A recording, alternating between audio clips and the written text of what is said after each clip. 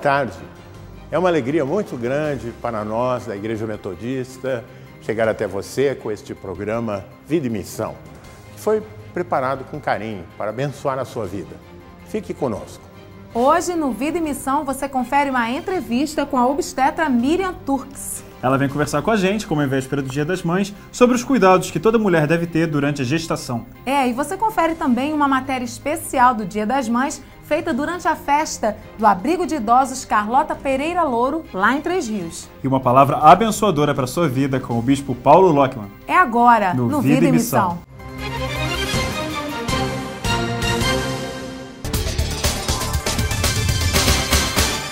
Olá, boa tarde. Este é o quadro Bom Diálogo do programa Vida e Missão da Igreja Metodista em nosso estado.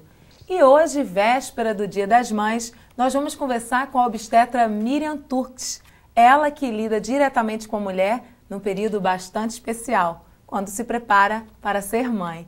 Boa tarde, doutora. Boa tarde, é um prazer estar aqui com vocês. Boa tarde. Doutora, eu queria que a senhora começasse falando para a gente quais as principais dúvidas das gestantes. Eu diria que a principal é se vai ser parto normal ou cesárea. Tem muitas dúvidas em relação a qual o melhor procedimento. Uma outra dúvida é se vai ficar muito gorda, se vai ficar feia, o que ela vai fazer com o cabelo que ela alisa, se ela vai continuar alisando, se pode passar tinta, como é que ela vai fazer para amamentar. Eu diria que essas são as principais. E quais outros cuidados, por exemplo, que a mãe deve ter para não colocar em risco nem a sua vida, nem a vida do bebê? Não engordar muito. As gestantes devem engordar em média de 9 a 10 quilos por mês. Mas o que elas fazem? Se é 9 a 10 quilos por mês, elas dividem por 9 e botam, então eu posso ganhar 1 quilo por mês. Não é isso. A criança ganha mais peso a partir do 7º mês. Então não justifica do 2º para o 3º mês a gestante chegar com mais 3 quilos. Onde é que está isso? Nas caixas de bombom, que ela tem desejo. Você já viu alguma gestante ter desejo de pé de alface? Não tem. Ela só tem desejo de quê? Quer comer bombom, ela quer comer torta e manda traz para 2, que teu filho está na minha barriga, não é verdade? E essa questão do desejo é psicológica? Não? Ah, é psicológica, sim. Não existe nada que prove que seja... Não, elas aproveitam para comer aquilo que gostam nessa fase, né? Falar, agora eu posso engordar mesmo? Né? E a gente sabe que não é assim, porque doenças advêm se você engorda muito. Hipertensão, diabetes. Tem gestantes que passam a ser diabéticas depois de uma gestação, porque a gestação é diabetogênica. Há uma resistência à insulina, que é o hormônio que digere o açúcar. Então não pode ficar saindo comendo tudo que vem pela frente. Tem que ter um controle. É verdade. E esse profissional, né, o obstetra, ele não só monitora, né, como orienta também essa gestante nesse período tão especial. Quais seriam os cuidados, né, que essa gestante deve ter para escolher esse profissional? Geralmente é baseado na confiança. Ela já se trata com uma profissional que é ginecologista, que as duas especialidades estão muito ligadas. Então ela já faz aquele preventivo com aquela mesma ginecologista, ela já vem anualmente para controle de exames laboratoriais, de ultrassom, e acaba criando aquela confiança ao longo daquela fase em que ela ainda não está grávida. E se ela se identificou com esse profissional, ela acaba querendo continuar e ter o bebê com aquela mulher que está atendendo já há algum tempo.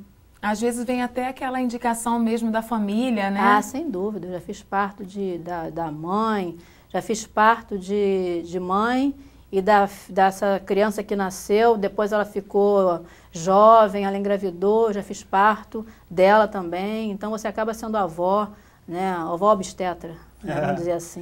Né? A senhora é mãe e também é obstetra e ginecologista, enfim. Quando essas duas coisas se convergem, o que muda na vida de uma profissional e também na vida pessoal, depois que a profissional engravida, por exemplo? Aí quando a gente engravida, a gente passa a entender melhor as ansiedades que aquela paciente tem, que antes você fica assim, nossa, elas se preocupam demais, mas quando você tem aquele serzinho dentro da tua barriga e você sabe que ele é aquela importância que você dá a ele, você vira só mulher, você não é mais médica. Eu me lembro que eu passei uma noite inteira, meu filho teve icterícia, o meu filho mais velho, ele ficou amarelo. Icterícia é você ficar amarelo. Ele ficou amarelo. Então a pediatra falou, olha, se no dia seguinte, vou te liberar hoje com ele para casa, se no dia seguinte ele tiver mais ictérico, vai ter que reinternar para fazer um procedimento para que aquela bilirrubina saísse do sangue dele. Eu me lembro que eu passei a noite inteirinha olhando para o menino, será que ele amarelou mais? Será que ele não amarelou? Então, acho que você fica mais mãe e você deixa esse lado. E já tendo os conhecimentos profissionais. Mas não valem de nada, não. Você fica mais mãe, quer super proteger, quer cuidar. Eu acho que tem isso daí. A senhora falou aí bastante dessa sua experiência, né? Que já acompanhou gestantes e, em um outro momento, os filhos dessa gestante. E tem como a senhora calcular quantos partos a senhora já fez até hoje? Infelizmente, eu não comecei contando, porque a gente começa a fazer parto quando ainda é estagiário e não tem nessa noção de quantos. Mas já teve, assim, noites da gente fazer, às vezes, 3 partos. Você chegar em casa, ser chamada novamente, sai de novo. Então, muitos partos. Tenho vários quadros no consultório. O pessoal entra, pergunta se é a minha família. Na realidade, é um pouco minha família também, porque você participou daquilo tudo. Eu tenho pacientes que ela já teve 4 partos comigo. Então, é uma ligação muito afetiva, né? Deixa de ser paciente, passa a ser amiga, passa a ser da família, está lá no quadro, no mural. E você lembra com muito carinho de todo esse processo, de todas essas vidas que passaram pela tua mão. Mesmo tendo bastante tempo de experiência, a cada parto é uma emoção. É uma emoção. E a gente que é evangélico, a gente sempre abençoa. Quando eles vêm ao mundo, a gente ora, pede para Deus abençoar, apresenta a Deus. Aí isso acaba que... Aí vem às vezes o paciente, Miriam, eu quero também quando você fizer o parto, você tem que orar igual você orou pela minha irmã, pela filha da minha irmã. Você tem que fazer igual, porque ela já é fita. Você ora quando o neném nasce, eu também quero ter contigo. Legal. Existem casos da mulher abandonar, de repente, ficar muito tempo sem ir ao médico, a uma ginecologista, isso acarreta problemas? Sim, isso é muito importante. Inclusive, as amigas que estão nos vendo, as irmãs, por favor, não deixe de fazer a sua prevenção, colher seu material de Papai Nicolau. Gente, Papai Nicolau é preventivo, tá? Porque no outro dia uma paciente perguntou, poxa, Miriam, eu venho aqui todo ano, tu faz meu preventivo, tu não faz meu Papai Nicolau? Gente, é sinônimo. Papai Nicolau foi o homem, o médico que idealizou esse exame, então é a mesma coisa, tá? Então não deixe de fazer seu autoexame de mama, não deixe de fazer sua mamografia na idade certa de 35 anos. Infelizmente, a gente ainda pega muito caso de câncer de mama, câncer de colo de útero, e não era para acontecer se a mulher fosse... Você merece um dia em 365. Elas falam que não tem tempo, mas quem não tem direito a um dia em 365 dias? Então o ideal é que vá pelo menos uma vez ao ano? Pelo menos, dependendo do caso, às vezes é um pouco mais frequente. Tá? A senhora citou aí que hora, né, quando a criança vem ao mundo. Inclusive, antes de entrar numa cirurgia, eu também me ajoelho no banheiro, onde a gente troca de roupa e oro. Ai, que benção. A senhora acredita que a medicina e a fé podem caminhar juntas, elas caminham juntas? Faz diferença essa ótica cristã na hora de atender uma paciente? Eu acho que faz a diferença total. Os pacientes não te veem só como uma médica, elas te veem como uma irmã em Cristo. Eu atendo muitas evangélicas, muitas. Eu tenho pacientes que foram ao consultório, parece incrível, mas elas oraram, Senhor, me mostra um livro aqui nesse indicador, aqui, para onde que eu vou? E caiu aqui a doutora Miriam, eu vou para lá. Aí eu falei, vem aqui porque eu orei pedindo a Deus para dar uma pessoa. Eu falei, meu Deus, então eu sou muito importante mesmo, tenho que te atender muito bem. E quando você tem uma fé em Jesus, você tenta passar para aquelas pacientes, quanto mais com esse tempo todo de formada, vivências que você tem como médica, como mãe, como esposa. E como cristã. Como cristã, sem dúvida.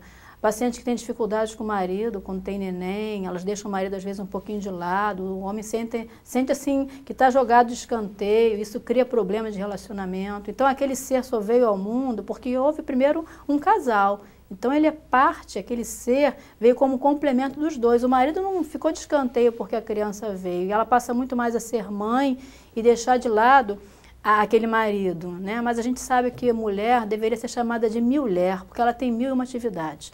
Não é verdade? Ela é psicóloga, enfermeira, ela é governanta, ela tem tudo, ela tem várias atividades dentro de um lar, fora do lar também.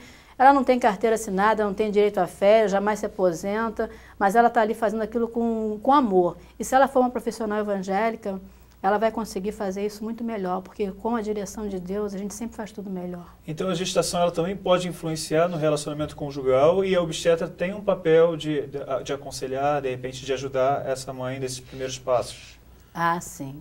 Isso aí é fundamental, porque você criar um filho sozinho, sem pai, é muito difícil. Deus se agrada quando a família está bem, quando está tudo em harmonia, né? E não é porque o filho nasceu que o marido agora não é importante. A gente tem que saber conviver com esse filho que veio ali. Você imagina um ser que chora dia e noite, que tem cólica. Ele estava lá dentro da barriga, protegido naturalmente, a alimentação era dada, tinha sono tranquilo, tudo certinho. De repente vem ali do lado de fora, ao cores e a vivo, você tem que fazer tudo isso. E isso requer um tempo maior da mulher, noite sem dormir, ela está cansada, e muitas vezes o marido não entende, o relacionamento do casal vai ficando de lado. E não pode acontecer isso. Então eu dou um alerta, olha só, você é mãe, mas você não deixou de ser mulher, você não deixou de ser esposa. É verdade, fica aí dado o recado, né? É verdade, como ela citou, né, a mulher tem essa capacidade de gerenciar vários papéis. Então, com um pouquinho de esforço, ela consegue dividir o papel de mãe e o papel de mulher, né, doutora? Consegue. Vai pedindo graça a Deus que Ele dá graça, dá força, dá ânimo, e a gente vai tocando o nosso barquinho. Com certeza. E doutora, quem quiser entrar em contato com a senhora, como é que faz? Eu posso deixar o meu celular, 8823-1768. Nós atendemos no Dantal. Shopping Downtown, na Barra da Tijuca. Isso. Ok. Ok, doutora, muito obrigada. Obrigada a vocês. Um feliz Dia das Mães para a senhora. Para Tudo você de também, bom, que tá? você me falou que é mamãe. Eu tenho 23 anos. E você continue com a gente, o programa ainda está cheio de atrações para você. O abrigo Carlota Pereira Louro atende atualmente a 60 idosos e oferece, além dos cuidados médicos, cursos de artesanato e informática aos residentes. Nossa instituição é mantida através de mensalidades, doações e apoio da Igreja Metodista. Quem conheceu e quem vê a obra do Carlota hoje, percebe que a graça de Deus, o amor de Deus e, acima de tudo, o comprometimento do povo chamado metodista com causas como esta, a causa da terceira idade, do idoso, que em muitos casos vivem assim em ostracismo, né? Vivem em esquecimento. O Carlota Pereira Louro, como Lamag, no Rio de Janeiro, tem esse ministério, esse dom de abraçar as pessoas da terceira idade, que não tem muitas vezes quem cuide delas, quem dê amor e carinho a elas. Aqui, as mães são tratadas como filhas, com todo amor, carinho e cuidado pelos profissionais que trabalham na instituição. Praticamente é uma família, né? Porque eles dependem de nós dependemos deles.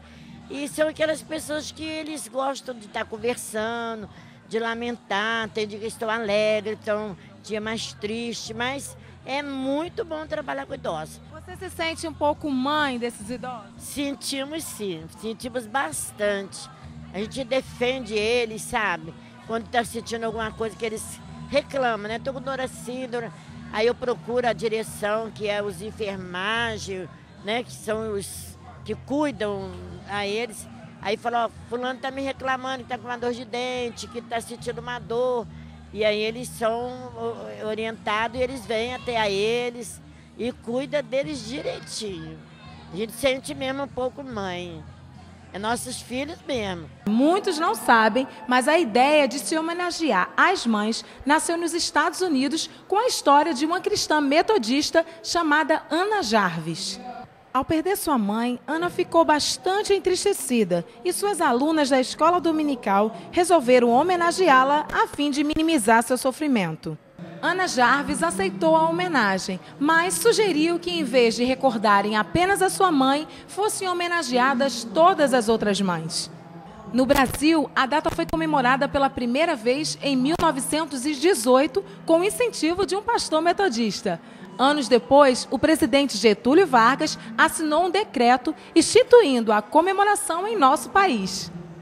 Mãe jovem, mãe experiente, mãe preocupada, mãe descansada, mãe sorridente e descontraída, mãe séria e compenetrada. Que tipo de mãe você é? Eu acho que eu sou zelosa, muito chata, pensam eles, né? Não sei, assim, muito cuidadora. Olha, eu sou uma mãe assim, muito chata, sabe? Porque eu pego mesmo no pé do meu filho, eu tenho um filho só, eu me preocupo muito com ele, sabe? Eu mesmo acho que eu sou meio chata. Eu sou uma mãe que trabalho fora, tenho pouco tempo para ficar com a minha filha, mas o tempo que eu posso ficar, final de semana, feriado, é os melhores momentos que eu posso passar com a minha filha. Cuidadosa, mas não tão chata. Mãe cuidadosa, amorosa. Cada uma com seu jeito, seja mãe biológica ou mãe de adoção. Não importa. No fundo do peito, coração de mãe é tudo igual. Amoroso, terno, doce. Um coração que recebeu do pai uma missão especial, levar um amor para a vida toda. E com compromisso e zelo, ver nascer e ajudar a crescer uma semente germinada, até transformá-la com a ajuda de Deus, em um homem ou uma mulher de bem. Feliz Dia das Mães!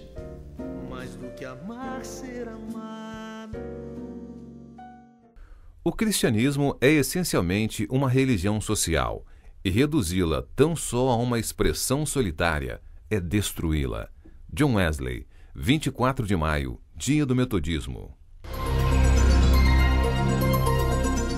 Boa tarde, é uma alegria poder chegar até você mais uma vez com a Palavra de Deus, numa mensagem que Deus colocou no meu coração, que vai um pouco assim na contramão de algumas ênfases que se encontram no mundo evangélico, mas eu oro e Deus toca no meu coração e eu quero ser fiel ao Senhor e não necessariamente agradar homens. Veja comigo no Evangelho de João, capítulo 1, verso 15 ao verso 28, que diz assim: João testemunha a respeito dele e exclama: este é o de quem eu disse, o que vem depois de mim tem contudo a primazia, porquanto já sentia antes de mim, já existia antes de mim, porque todos nós temos recebido da sua palavra e graça sobre graça,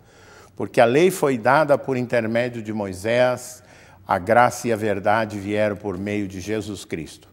Ninguém jamais viu a Deus, o Deus unigênito, que está no seio do Pai, é quem o revelou. Este foi o testemunho de João, quando os judeus lhe enviaram de Jerusalém sacerdotes e levitas para lhe perguntarem: quem és tu? Ele confessou e não negou, confessou: eu não sou o Cristo. Então lhe perguntaram: quem és, pois? És tu Elias? Ele disse: não, não sou. És tu o profeta? Respondeu: não. Disseram-lhe, pois: declara-nos quem és, para que demos resposta àqueles que nos enviaram. Que dizes a respeito de ti mesmo? Então ele respondeu: eu sou a voz do que clama no deserto, endireitai o caminho do Senhor, como disse o profeta Isaías. Ora, os que haviam sido enviados eram de entre os fariseus. Perguntaram-lhe: então por que batizas?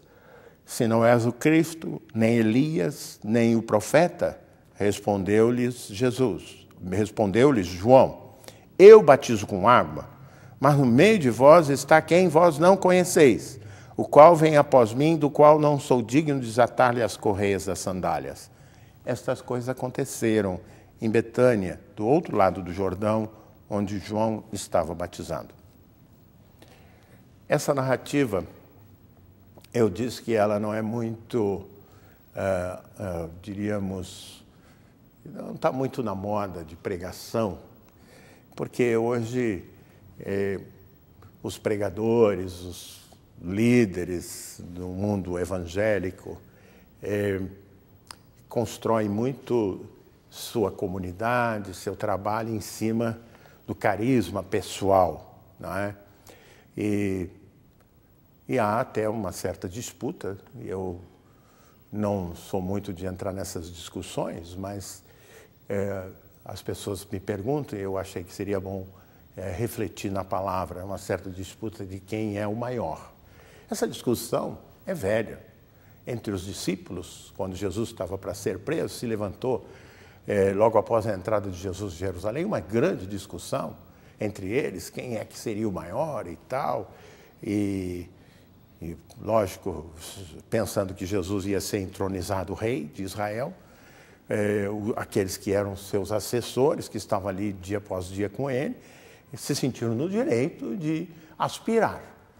E essa faz parte da carreira humana, né? Todo mundo quer crescer, quer exercer poder, quer exercer influência.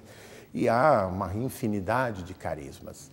E eu tenho posicionamento bíblico teológico um pouquinho diferente. Por exemplo, eu não creio que os carismas sejam propriedade das pessoas. Carisma são dons espirituais. A palavra carisma vem da palavra grega charismata, que quer dizer exatamente dom, não é? E a gente acostumou a dizer fulano é um carismático, ou seja, tem um grande dom. E não deixa de ser verdade, a maioria dos pregadores são uma bênção, não é? Tem carismas. Mas eu estou convencido que o carisma não nos pertence. É dom de Deus. É Deus quem dá e é Deus quem tira quando Ele quiser. E Ele nos dá para a glória dEle, não para a minha glória. Ele nos dá para a realização da obra dEle. É bom, e aí por isso eu vou agora citar João Batista, e é o personagem da nossa fala, né? João Batista fez uma afirmação que eu acredito que hoje quase praticamente ninguém faz, né? João Batista disse, é bom que ele cresça e que eu diminua. Eu lembro de um colega pastor que tinha um evangelista com um grande carisma, não é?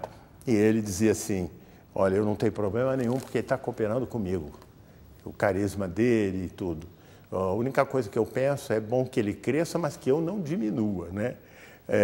João Batista foi muito enfático sobre isso. E quem era João Batista?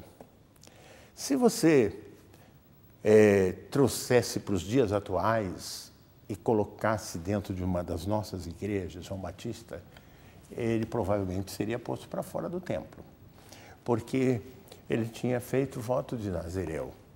Ele não cortava barba, provavelmente tinha uma barba longa.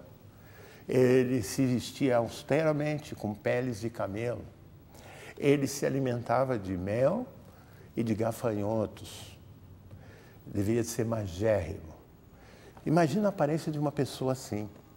Esse homem que não tinha aparência nem formosura na linguagem de Isaías 53 acerca do Messias, esse homem, de repente, recebe uma embaixada que vem de Jerusalém. Uma embaixada composta por pessoas até antagônicas, porque tinham escribas, fariseus, sacerdotes, saduceus, que procuram ele lá no lugar junto ao Jordão onde ele batizava. E eles fizeram uma grande viagem para ver aquele homem esquálido, magro, barbudo. Por quê? Porque com certeza chegaram a Jerusalém que o Espírito de Deus estava sobre João Batista. Sobre aquele homem que não tinha formosura, não tinha aparência, não tinha holofotes, até porque não havia na época, né? Mas o povo todo queria ouvir aquele homem, porque Deus estava sobre a vida dele. Ele só era João Batista porque Deus estava sobre a vida dele. E é isso que eu quero dizer para vocês. Eles vão e criam uma armadilha. Sabe, um dos sentimentos mais fortes da natureza humana é a vaidade, o orgulho, não é? Por exemplo, digamos que você cante na sua igreja, digamos que você exerça uma certa liderança no seu trabalho, e quando alguém, em sentido da igreja, né, diz, pô, você cantou muito bem, você, assim, para salvar as aparências, você diz, não, obrigado e tal, mas por dentro, você está feliz da vida. Estão reconhecendo o meu dom. No trabalho, se alguém elogia uma tarefa que você cumpriu bem, você se sente bem. Por quê? Porque é da nossa carne. E eu diria isso administrado em proporções corretas, não há problema com isso. E eles chegaram para João Batista e disseram assim para ele, és tu? Quem és tu? Ele confessou e negou, confessou, eu não sou o Cristo. Porque o que eles estavam imaginando era que esse cara que vem aí, que o povo está todo prestando atenção, numa época que Israel estava dominada pelos romanos, e aguardavam, com diferentes formatos, perfis diferentes, aguardavam o Messias, ele já foi logo dizendo, eu não sou o Messias. Ele poderia muito bem, já que todo o povo estava clamando, já que havia uma sede, já que havia uma expectativa da irrupção do Messias, ele poderia se arvorar a dizer que ele era o Messias. Mas uma coisa era clara para ele. João Batista sabia de onde vinha, sabia qual era o propósito de Deus para a sua vida, e ele não queria ser nada mais do que Deus havia chamado ele para ser. Uma das coisas que muitas vezes divide o corpo de Cristo é a aspiração de poder que todos temos, eu tenho, todos nós temos. E uma das coisas que começa no coração, muitas vezes de jovens, é olhando o seu líder, no caso da Igreja Metodista, seu superintendente ou coordenador do ministério, pensa assim, eu acho que eu sei mais que ele, eu acho que eu faria melhor do que ele. Deixa eu dizer uma coisa para você que eu aprendi de Deus. A pessoa que está na liderança, ela não está na liderança porque ela é melhor que você. Ela está na liderança porque Deus colocou. E se ela está na liderança, ela precisa ser honrada, apoiada, estimulada por você, até que Deus promova a mudança. A segunda coisa é que eles estavam provocando ele para parecer uma coisa que ele não era. E ele diz com muita clareza. E eles aí ficam fazendo especulações, né? És tu Elias? Porque acreditavam que Elias, não está na palavra, né? Elias foi transladado aos céus, não é? Então Elias deveria voltar. Ou eles colocaram, és tu o profeta? Porque havia uma expectativa de um Messias de perfil profeta, né? Em tudo estava cercando o tema messianismo. E então ele diz assim, eu sou a voz do que clama no deserto, endireitai o caminho do Senhor. Havia, dentro da compreensão acerca do Messias, havia uma convicção de que o Messias seria precedido por um pregador, como um profeta, que prepararia o caminho do Senhor. Hoje, nós que pregamos a palavra, preparamos a vinda do Senhor. Nós fomos chamados para pregar o Evangelho até que Ele venha. Então, a nossa tarefa de anunciar o Evangelho a cada criatura e a tarefa sua de acolher o Evangelho é uma forma de preparação para a vinda do Senhor a este mundo. Então, é uma tarefa escatológica, não é tão somente uma tarefa pontual. E é o reconhecimento que a salvação, que a graça, que a cura, que o amor vem de Deus. Através de mãos humanas, através do ministério de homens e mulheres, mas vem de Deus. A Ele, portanto, seja sempre a honra, a glória e o louvor, por todos os séculos. Amém.